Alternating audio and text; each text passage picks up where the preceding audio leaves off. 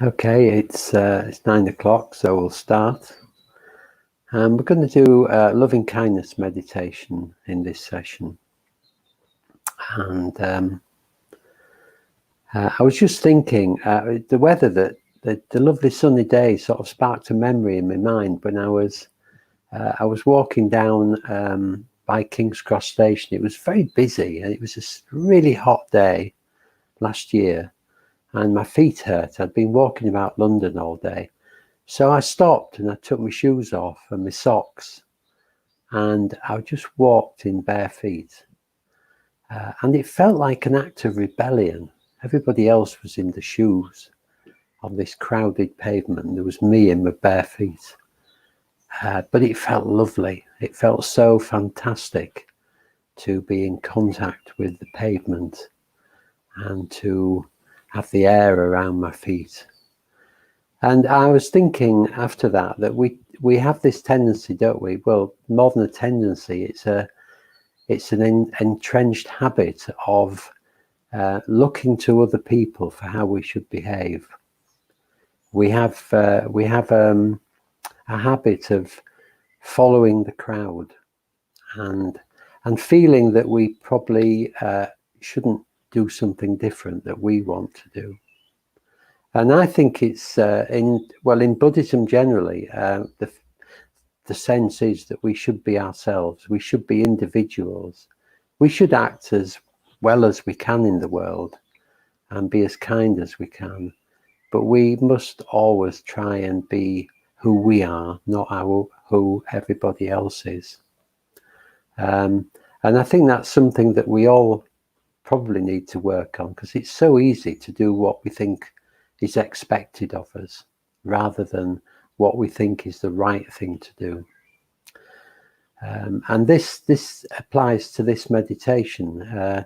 We're not going to be kind and loving to everybody, being absolutely honest about it, are we? We're still going to have likes and dislikes, and we're still going to resent people and be irritated by people, even people we love. And when that happens, we shouldn't criticize ourselves for it. These are long-held ways of being.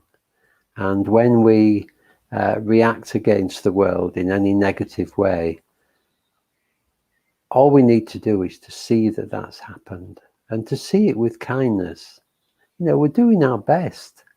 But we are going to do this, and in a way we can't not do that. We're going to react the way we react. That's the truth. And having reacted, though, there is an opportunity to see what we've done and not to make it worse by acting it out in some way. So we might feel irritated or angry, but we don't have to act in an irritated or angry way. We can see what the reaction is, and we can act with loving kindness. We can act from a sense of open-heartedness, even if we have to do that consciously and in a way push and pull ourselves into doing that. It's the kind of, if we can do that, then as we practice more and more, the kindness will emerge naturally, and this sense of reaction will ease and we'll stop doing it. But it takes practice, and the loving kindness meditation is a way of keeping on that track, of reminding ourselves how we do really feel, and practicing a different response to the world. So I hope that makes sense. And I'm just going to read Mary Oliver's poem again, which I love so much and is really relevant. You do not have to be good. You do not have to walk on your knees through the desert for 100 miles repenting. You only have to let the soft animal of your body love what it loves. So we don't have to pretend to be good. We have to be who we are, and to notice that with kindness and compassion for ourselves, and then to begin to act in ways whenever we can that are the ways we would like to act. So she goes on, tell me about despair, yours, and I will tell you mine. Meanwhile, the world goes on. Meanwhile, the sun and the clear pebbles of the rain are moving across the landscapes, over the prairies and the deep trees, the mountains and the rivers. Meanwhile, the wild geese high in the clean blue air are heading home again. Whoever you are, no matter how lonely, the world offers itself to your imagination, calls to you like the wild geese, harsh and exciting, over and over, announcing your place in the family of things. So what I think she's saying is we get so caught up in ourselves, don't we? So we need to just relax.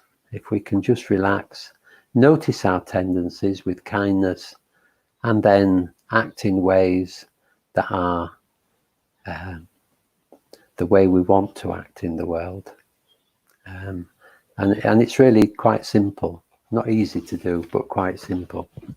So we'll do the meditation. So if you like to get comfy, you might still be lying on the bed or sitting on a chair, lying on the floor, sitting on a cushion, whichever. Just be comfy. And we'll just start again by becoming present. Just noticing we're here right now.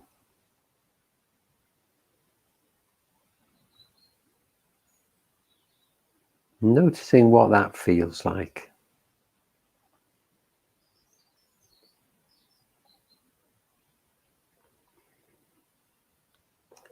It might feel pleasant or unpleasant. And just being in touch with exactly how it feels right now.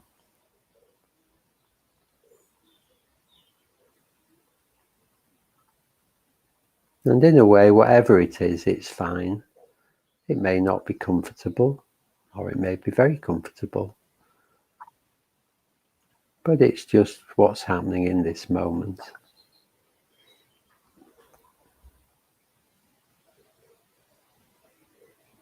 Noticing the sensations of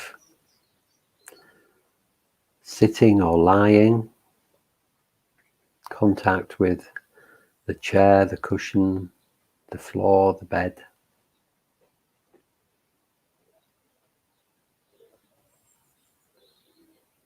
The touch of the air on your skin.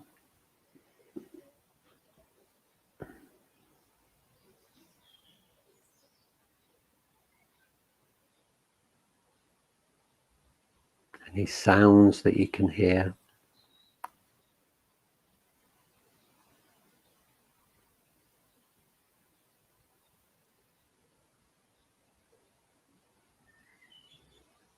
And the breath coming into your body and leaving it.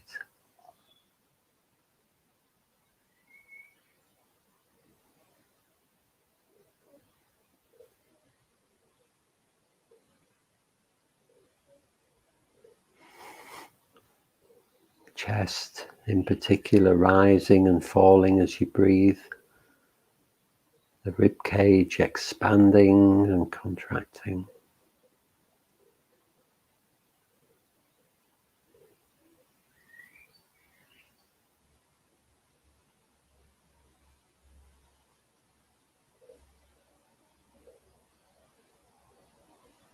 And bringing your attention down to the bottom of the rib cage, right in the middle of the body, in the sternum. It's where the rib cage, the two halves of the rib cage meet at the bottom.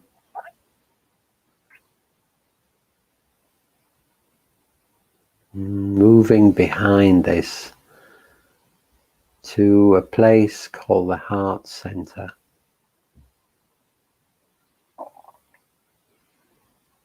It's not the actual heart itself.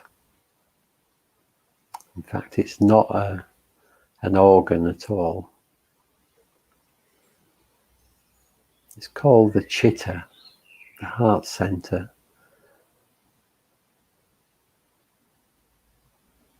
The place where all positive emotion arises.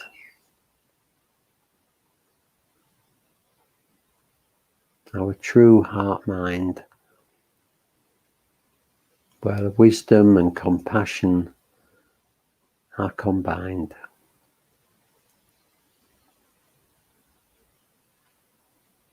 And we don't often pay much attention to this spot, but it's there with us all the time. So when we bring some loved one to mind, somebody we really love, a person or an animal, you know, when we get that warm glow in our bodies when somebody is kind to us, or when we realize how much we love somebody, this is the spot where it happens. So just thinking now of somebody you love, an adult, a child, a pet, and just noticing what happens in this heart center.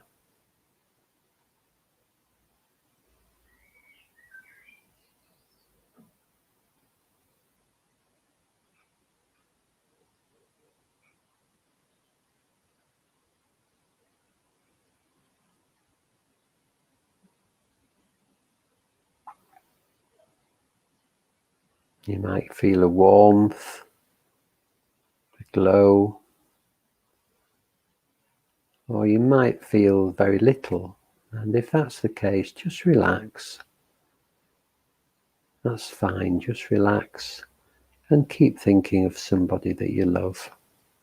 An image of them, or perhaps the sound of them, sense of them being near you, or an act of kindness that they did to you.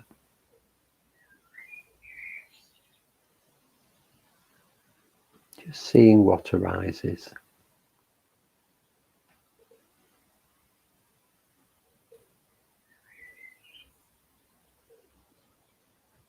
And if you do get a sense of warmth or a glow in this heart center, allowing it to spread throughout your body, not forcing it, just opening up your heart, opening up to this sense of loving kindness.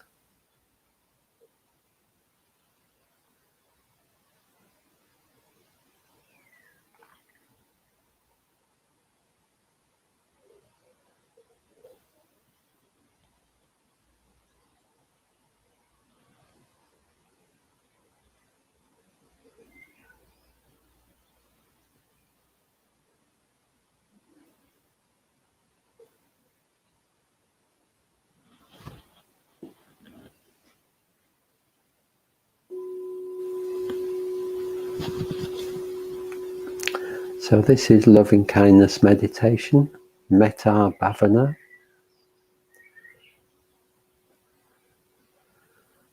And we're going to begin by reflecting on our own lives. We have ups and downs in our lives like everybody does. Sometimes we act well, sometimes we act not so well.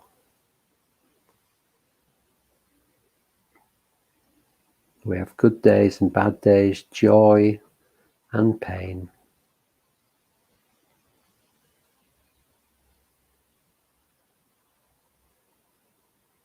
And we can be quite critical of ourselves, perhaps.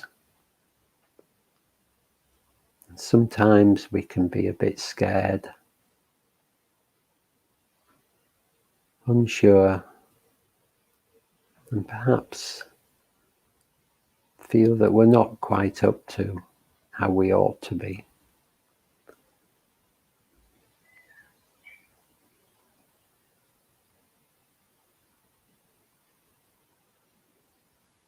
So can we have a sense of kindness to ourselves through this sometimes difficult life?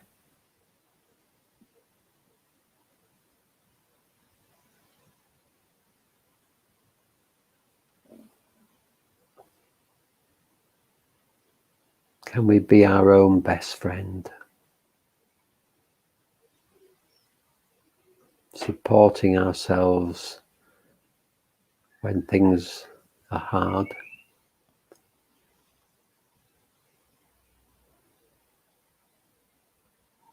Enjoying our happiness when things go well.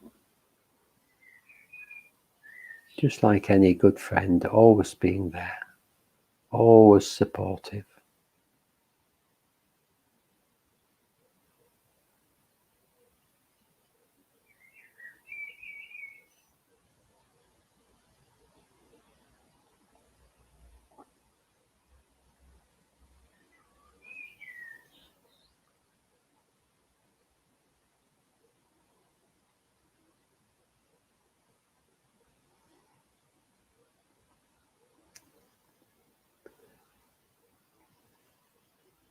And as well as being our own best friend, can we also look after the child within us? The unsure part of ourselves that worries and sometimes might feel inadequate.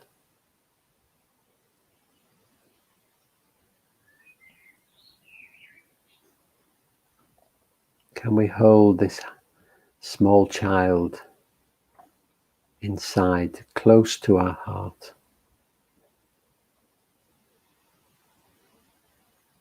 and love it and reassure it?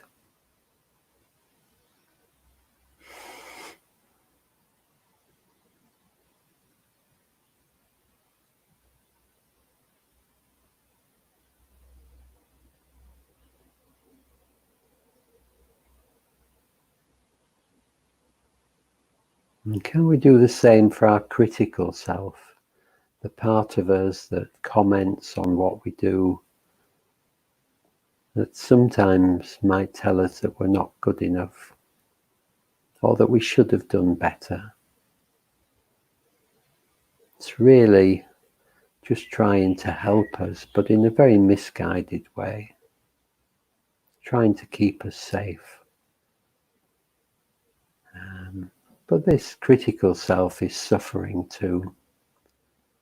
So can we have a sense of love and kindness to our critical self?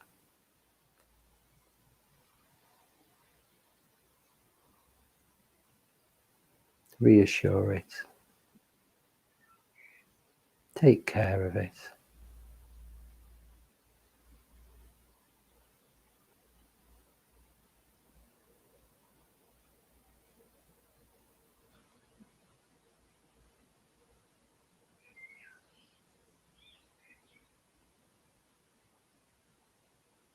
So opening up our hearts to the whole of ourselves, the bits that are comfortable and the bits that are uncomfortable.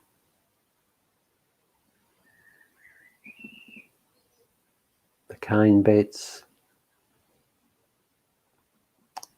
the frightened bits, and the critical bits. Can we accept the whole of ourselves just as it is, just as we are? We're just a work in progress, and we're doing our best, little by little, to change.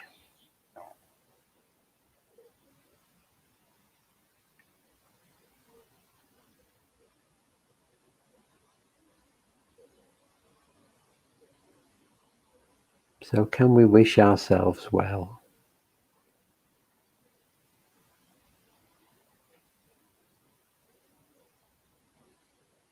Can we remember to have a deep sense of loving kindness to ourselves, whatever happens?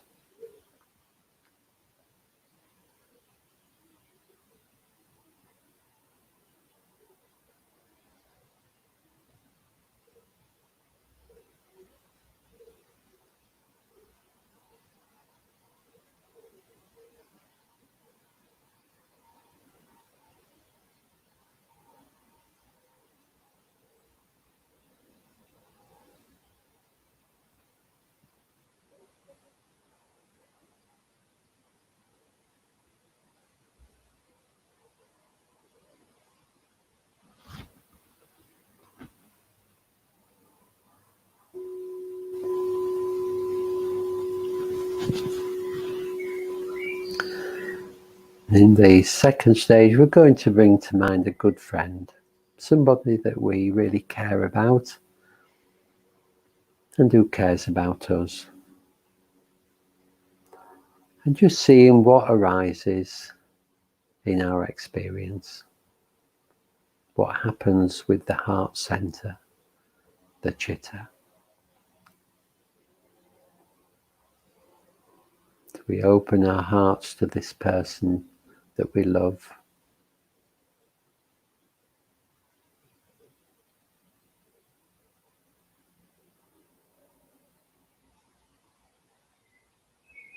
How do we feel?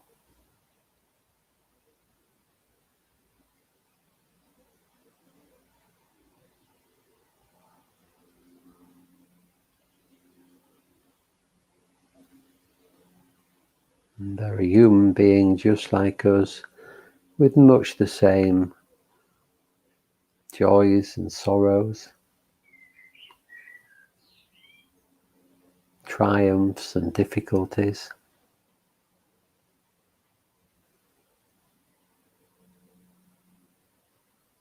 And we probably see that. We probably see the ups and downs in their lives and really empathize with them.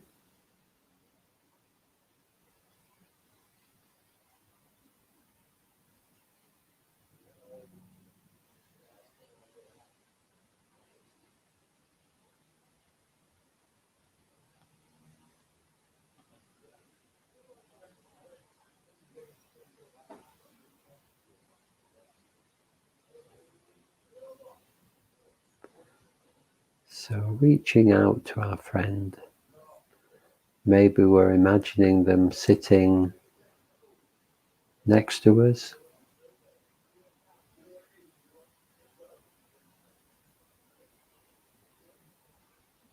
Maybe we can see them in our mind's eye.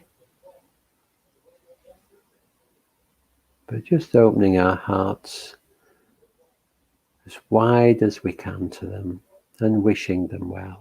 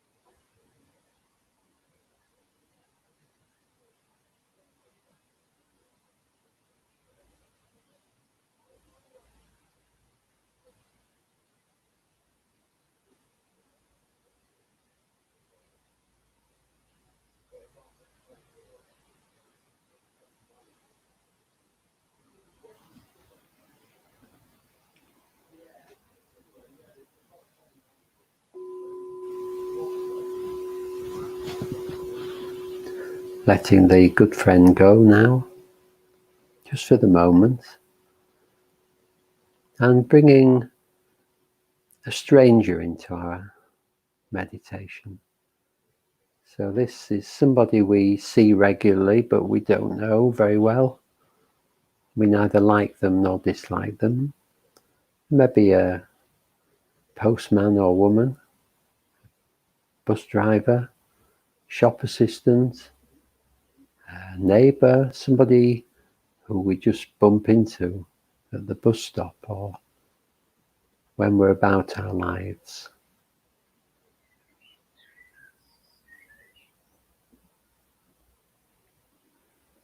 And just bringing them into our meditation as an image or as just a sense of them in some way.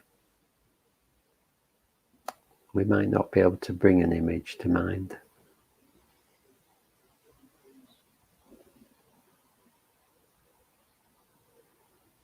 And just seeing what happens in our heart center.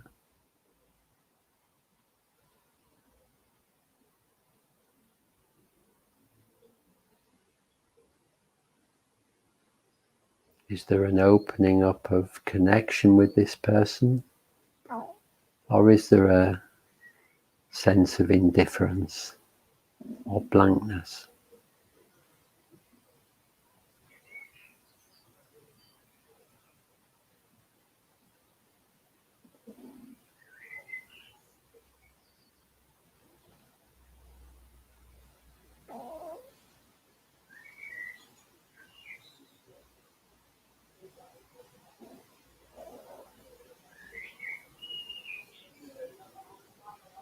And if we do feel indifferent or blank, then not beating ourselves up for that. This is fairly normal after all. Human beings tend to really care about the people that affect their lives. So we have a tendency to just connect with those people who mean something to us. So the stranger doesn't really seem to affect our lives very much. They might seem distant.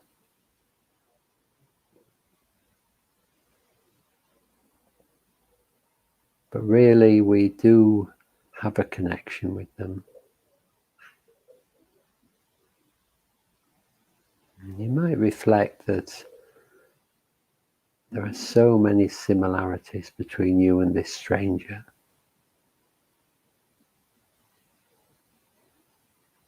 They go through the same joys and sorrows as yourself.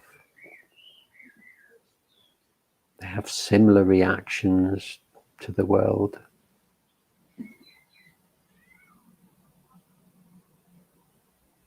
And they too are a work in progress.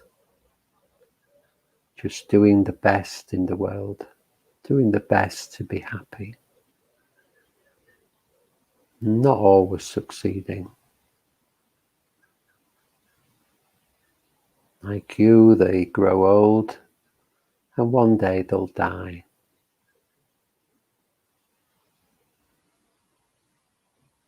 They get sick. So can we open our hearts to this stranger?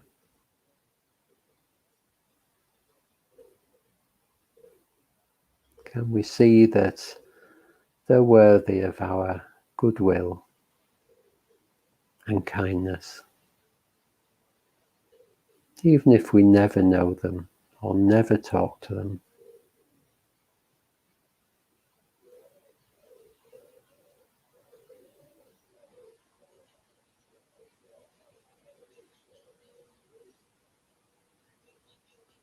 Can we wish them well in their lives?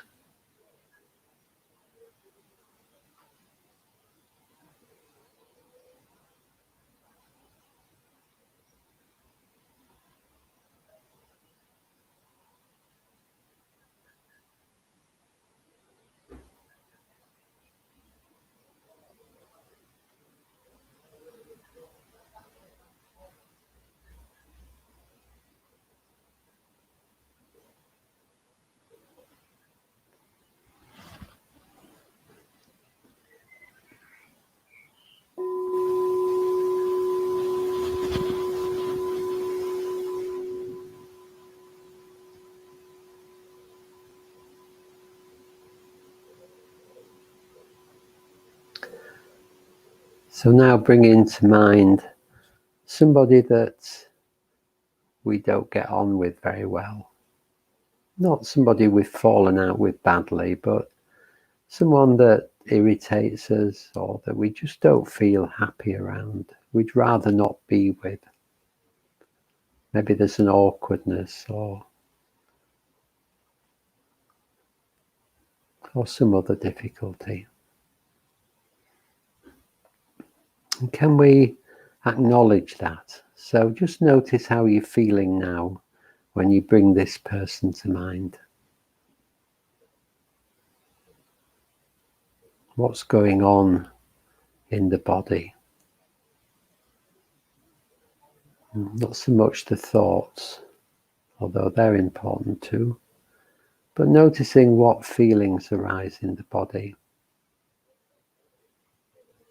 Maybe a sense of resistance, a tightening somewhere.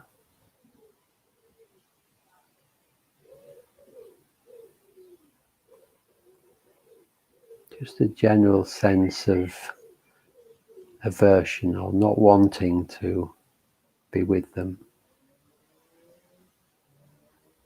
But keep bringing them to mind. Keep noticing these sensations.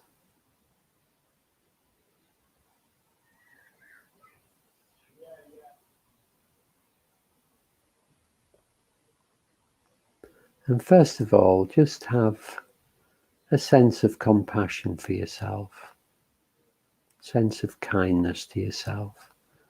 This person causes you some pain. Might be quite mild or quite strong.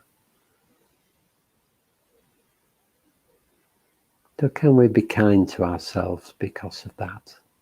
We're not going to like everybody.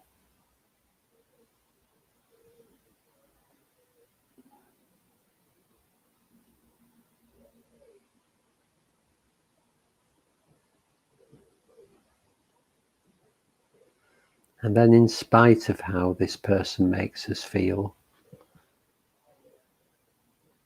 can we have a sense that they're a human being too?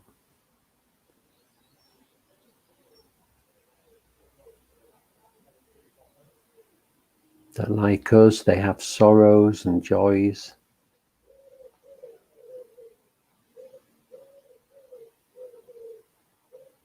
They struggle with life like we do, and they have the triumphs.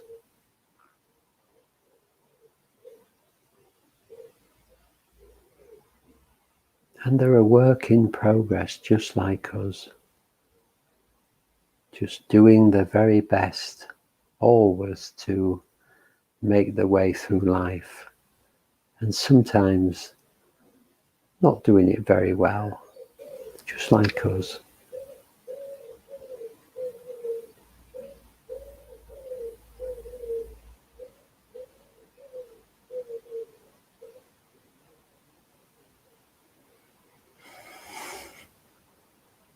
So without having to like this person, can we have a sense of goodwill to them?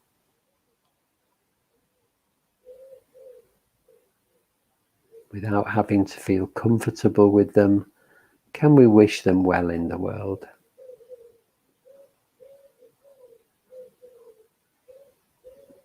Can we open our hearts to them just as another human being?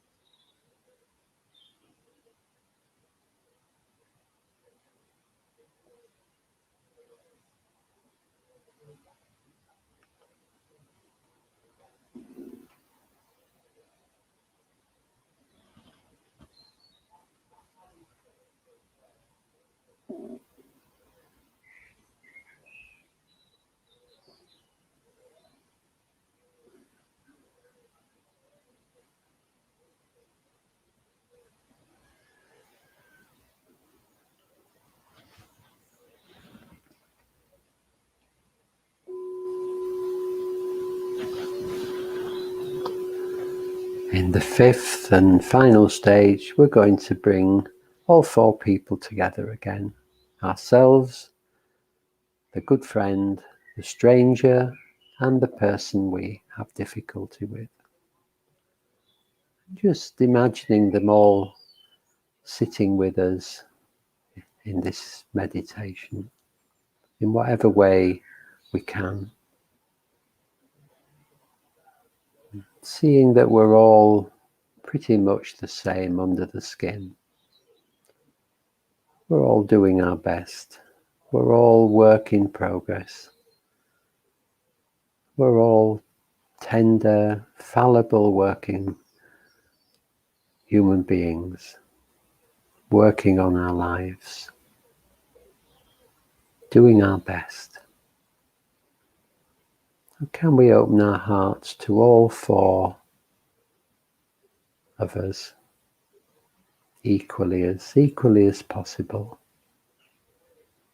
Just having a real sense of goodwill to all four.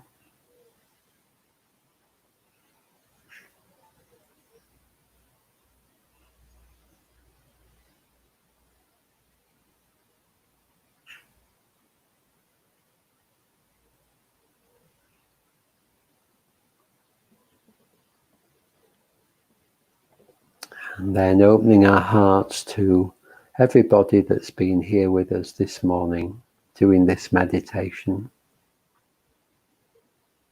We have such a lot in common.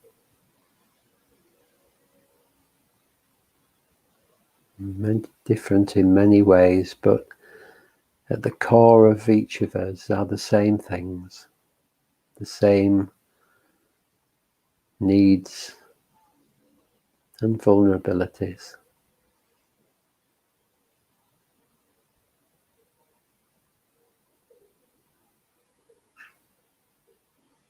And then can we radiate our loving kindness further, opening our hearts to the whole world, to all the people in the world, just like us, even though they're in different circumstances, many different places.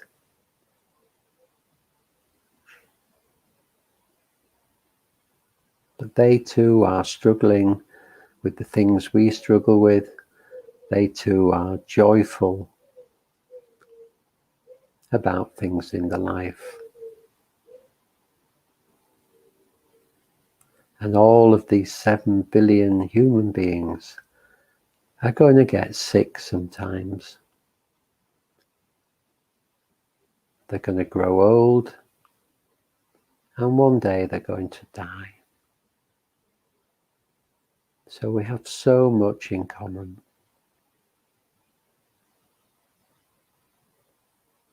Can we have a sense of goodwill to all human beings, wherever they are?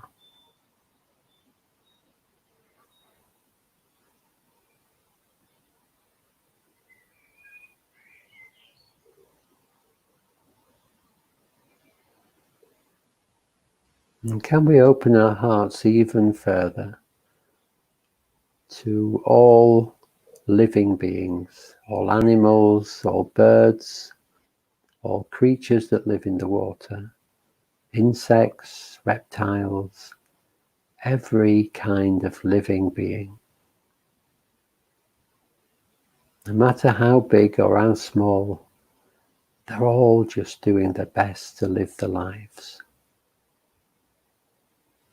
So opening our hearts to every living being in the world, wishing them well.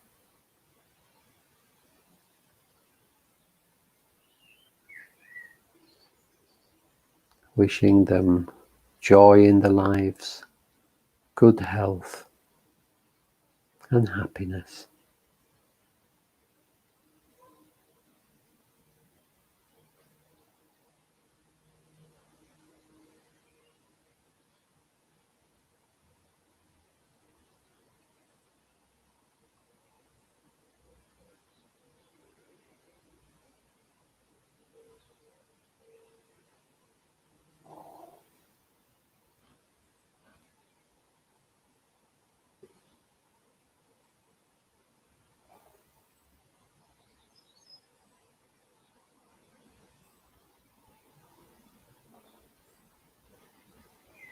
So for the last few moments, just letting go of all effort and just sitting with your experience, whatever it is,